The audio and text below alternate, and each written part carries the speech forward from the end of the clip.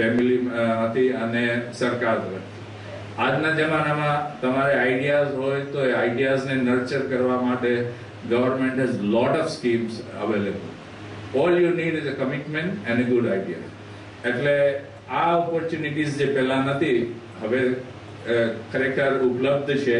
એટલે કરિયર માટે આ પણ આને અવગણના કરવી જોઈએ નહીં. The next. So I have said that science is observation based. You have to observe. It is interdisciplinary. Don't go for techniques.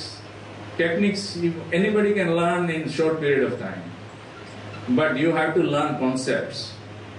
And if you do a concept based learning, if you learn how to correlate the concepts, the rest of the things will be very easy. આ તમે technique શીખો ને એ લગભગ આવું છે કે તમે tool બોક્સમાં બધા ટૂલ ભેગા કરો, પણ તમારે બનાવવું છે સ્કલ્પચર. હવે કયું ટૂલનો ઉપયોગ કરવો અને કઈ રીતે કરવો એ ખબર ના હોય તો ટૂલ બોક્સનો કાંઈ અર્થ નથી ને. If you want to make a sculpture, you have to have the concepts from inside. You have to correlate the concepts. You have to know the strength and weakness of each and every tool, and then you can translate your imagination into a sculpture. એટલે learning should be a concept based, not technique emphasized. Techniques are important, પણ એના ઉપર બહુ આધાર રાખવો નહીં, કારણ કે શીખી શકાય છે, પણ કોન્સેપ્ટ શીખવામાં બહુ વાર લાગે છે.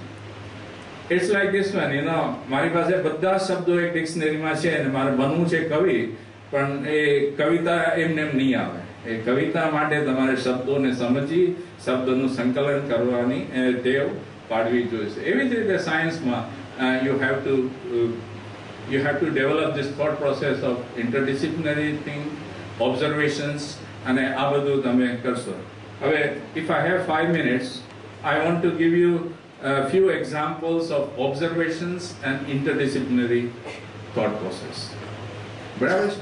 આપણે પ્રેઝન્ટેશન અહીંયા પૂરું કરીએ.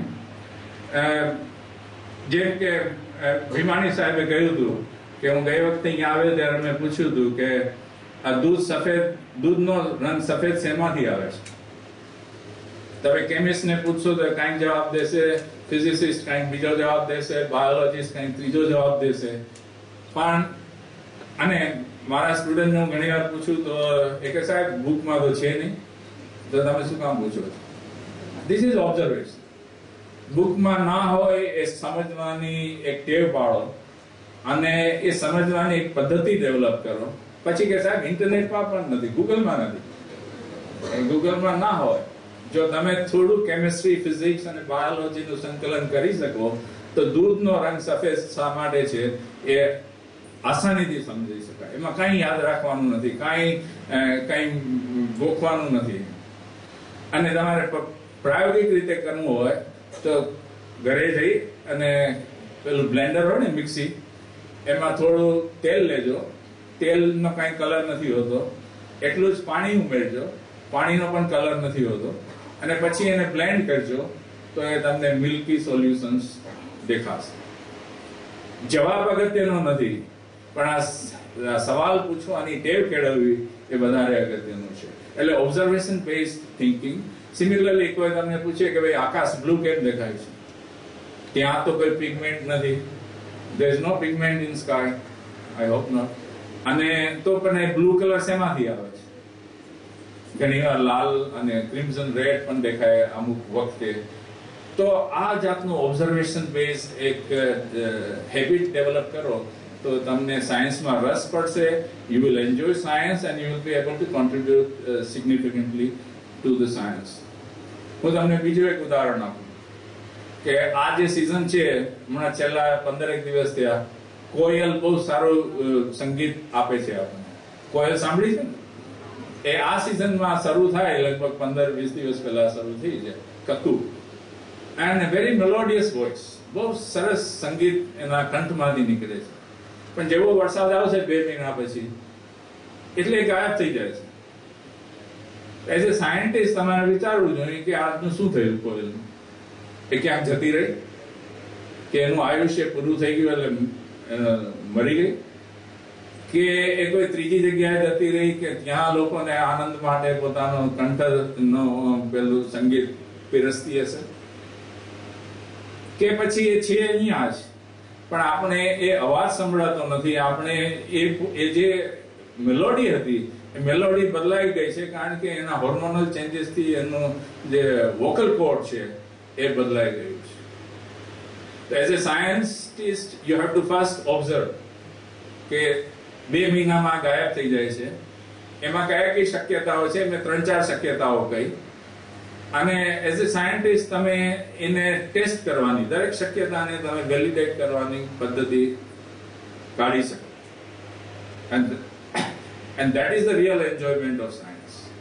બાકી બધું ઠીક છે, નોકરી મળી જશે, ઘણું બધું થશે, પણ જો ખરેખર આનંદ જે છે સાયન્સને સમજવાનો, સાયન્સને પ્રેક્ટિસમાં મૂકવાનો, એ તમે આવા ઓબ્ઝર્વેશન કરશો તો તમને ખરેખર મજા આવશે અને તમે સમજી પણ આરામથી શકશો. બીજું ઘણીવાર મેથેમેટિક્સનો અને સ્ટેટિસ્ટિક્સનો ઉપયોગ બાયોલોજીમાં ક્યાં છે કે સાયન્સમાં, આપણા જીવનમાં ક્યાં છે, એના વિશે ઘણીવાર વિદ્યાર્થીઓ પૂછતા હોય છે. એક ઉદાહરણ આપું, ફિલ્મ શોલે જોઈ હશે તમે? જોઈ છે ને? ઓકે, એમાં એક સીન છે કે ગબ્બર સિંહ પાસે એક રિવોલ્વર છે અને એને 3 જણાને મારવાના છે, અને રિવોલ્વરમાં 6 ગોળી છે. એમાંથી 3 હવામાં ગોળીબાર કરે છે એટલે 3 ખાલી થઈ ગઈ. અને પછી એ જે ચક્ર હોય છે, જે કેસેટ, એને ફેરવે છે. આ ફેરવવાની પદ્ધતિને સ્ટેટિસ્ટિક્સમાં રેન્ડમાઇઝેશન કહેવાય છે. બરાબર? પછી એ 3 જણાને, 1, 2 ને mister Kalia, they all survive. Statistical observation and a question to you, આ શક્ય છે કે ફિલ્મની ગિમિક છે? અને શક્ય હોય તો આની પ્રોબેબિલિટી કેટલી છે? It's a very simple statistical thing. મારા સ્ટુડન્ટ મને કર્સ કરે કે સાહેબ અમે ફિલ્મમાં જાય છે આનંદ માણવા અને તમે આ બધું સ્ટેટિસ્ટિક્સ ને બધું ઘુસેડો છો. But this is a basic statistics. Now you say why statistics is important. This probability dictates almost everything in our life. We go out, we get hit by an accident, there is a certain probability of happening that. Getting hit by a lightning, there is a certain probability of hitting that. Developing a certain diseases, there is a certain probability of happening that in our life. So statistics is a kind of inseparable part of our life, and that is why we have to understand some of it. We don't have to be expert, but we have to know enough to be able to talk to a statistician. આપણે એટલું તો ધ્યાનમાં હોવું જોઈએ કે જેથી ભીમાણી સાહેબ જેવા સ્ટેટિસ્ટિશિયન સાથે આપણે ચર્ચા કરી શકીએ. એટલે આ ગેપ ઇન્ટરફેસ ડેવલપ કરવું. અને ફાઇનલી એક બીજું ઉદાહરણ આપું છું મેથેમેટિક્સમાંથી. જે કદાચ મેં ગઈ વખતે પણ આપ્યું હતું, એવું કોઠારી સાહેબ કહે છે, ચેસની ગેમ તમને ખબર છે? હા, ચેસની ઇન્વેન્શન, એનું ડેવલપમેન્ટ ક્યાં થયું હતું ખ્યાલ છે તમને? યસ, ઇન્ડિયામાં કઈ જગ્યાએ? Okay, is right. ઇન્ડિયામાં પુનાની આજુબાજુમાં કોઈ ક્ષેત્રમાં કોઈ એક રાજા હતો. એ બહુ બોર થઈ જતો. એને કઈ દિવસ દરમિયાન, મહિનાઓ દરમિયાન કઈ કરવાનું નતું, એટલે he was getting bored. એટલે એમને એમના રાજ્યમાં કોઈ જ્ઞાની લોકો હશે, એમને કહ્યું હશે કે ભાઈ હું બહુ બોર થાઉં છું, કઈ ગેમ ડેવલપ કરો. એટલે પેલા ભાઈએ આ ચેસ 64 બોર્ડ, અને બહુ સરસ ગેમ છે હજી સુધી પણ, અને it's a really wonderful game. એટલે પછી પેલો રાજા ખુશ થઈ ગયો. ત્યારે એ લોકો ગેમ રમતા તો લાઈવ પીપલ રાખતા, પ્યાદા ને એ બધું નહીં. અહીંયા સૈનિકો, અહીંયા આ બધા ડ્રેસ પહેરાય ને ઉભા, અને એવી રીતે ચેસ રમતા. 2-3 દિવસ એક ગેમમાં પતી જતા.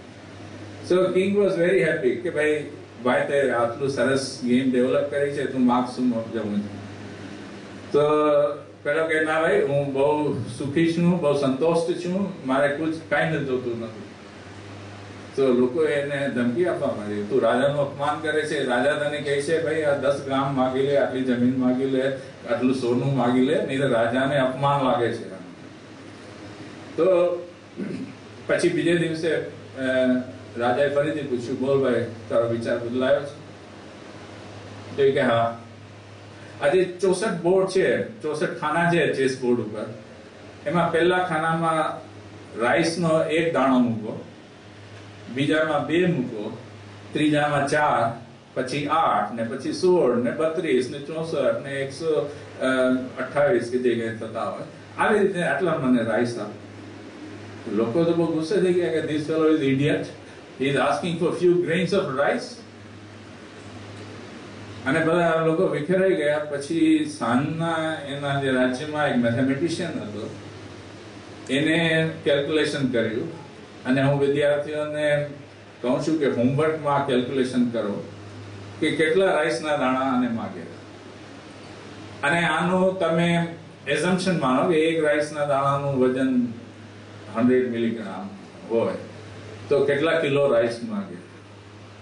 તમને માનવામાં નહીં આવે એટલા રાઈસ આજ સુધી પૃથ્વી ઉપર પેદા થયા નથી, ઉત્પન્ન થયા નથી. એનાથી પણ વધારે રાઈસ આપેલા માગ્યા. Formula is very simple, 2:64. 2:64 ને તમે કન્વર્ટ કરો કે કેટલા રાઈસના દાણા અને એનું વજન ને એઝમ્પશન સાથે તમે કિલોગ્રામ કરો, તો દુનિયામાં જેટલા લોકો અત્યારે જીવે છે 7 બિલિયન પીપલ, એ દરેકના ભાગે લગભગ 1000 કિલો જેટલા રાઈસ દરેકને મળશે. આટલા રાઈસ કદાચ હજી સુધી ઉત્પન્ન પણ નહીં થયા હોય. અને એ 1000 કિલો એક વ્યક્તિને લગભગ 10 જનરેશન સુધી ચાલે, 10 લાઈફ સુધી ચાલે. કારણ કે એક લાઈફમાં તમે ગણશો રોજના 100 ગ્રામ કે 50 ગ્રામ રાઈસ લેતા હશો આપણે, તો આપણે કેટલા જન્મો સુધી રાઈસ થાય. ટૂંકાણમાં મેથેમેટિક્સનો જે પાવર છે, જે રાજાએ જેને બધાએ એને પાગલ સમજ્યો કે ભાઈ આ વ્યક્તિને કઈ પોતાની કદર નથી, એને મેથેમેટિક્સના સહારાથી રાજાને બતાવ્યું કે ભાઈ this is what the mathematics is. So I urge students to do this homework, calculate it.